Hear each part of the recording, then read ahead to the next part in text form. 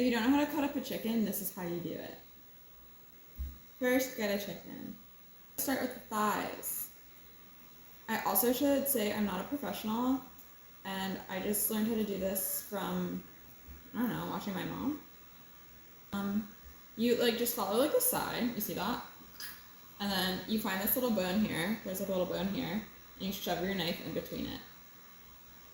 Like, you do have to cut around bones and stuff and like split joints, so it's kind of yucky, but like, I think it's good to know. Like, I like having a whole chicken at least a couple times a week because you can use it to make stock, and you can like take it apart, and you have plenty of chicken.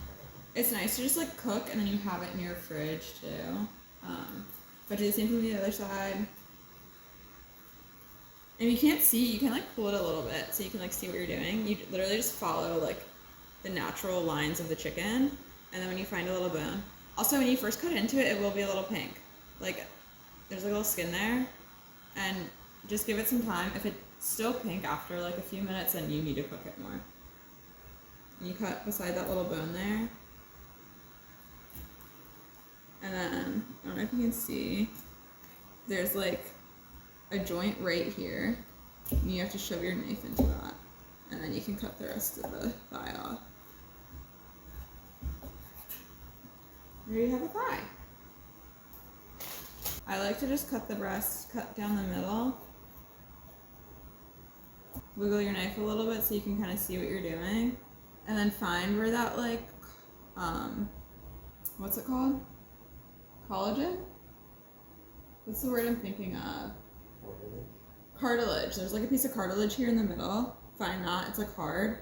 And then like just cut to the side of it for your first breast. And you'll have to separate this little bit of skin here at the bottom. And just slowly run your knife along a little bit of cartilage there. Follow like the rib cage down. And as it like separates, you'll be able to see better what you're doing. Once you get to the wishbone, you kind of have to dig your knife in there to get some of the meat out, because like a little bit will get stuck, but that's okay. And then same thing with the thigh, you eventually hit like a joint that you do have to cut through.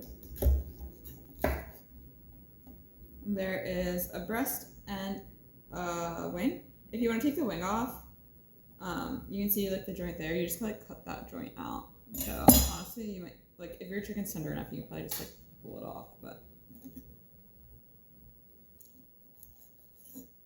there's your wing and breast. And you'll do the same thing to the other side. And here's the cartilage I was talking about here, you see that? And you can just like put your knife to the one side of it, like that. And then you'll see where it like connects here at the bottom, and you just run your knife like underneath there.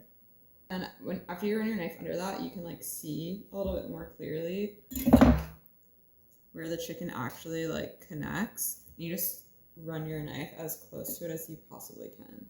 And just scrape all the meat off.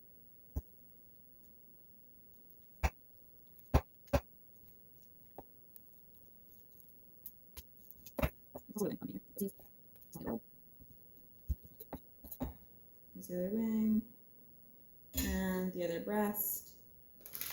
And then usually after, I'll just like collect all the chicken and just throw it back over. Really get in there.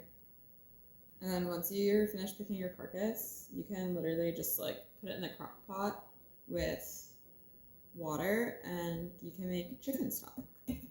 So that's what we usually do. We'll have like a whole chicken at least once a week, and then you just throw it in the crock pot, make chicken stock, and then I either can it or we'll make soup or something. And then use any leftover chicken that we didn't eat in the soup. And then, yeah, you get to use the whole bird.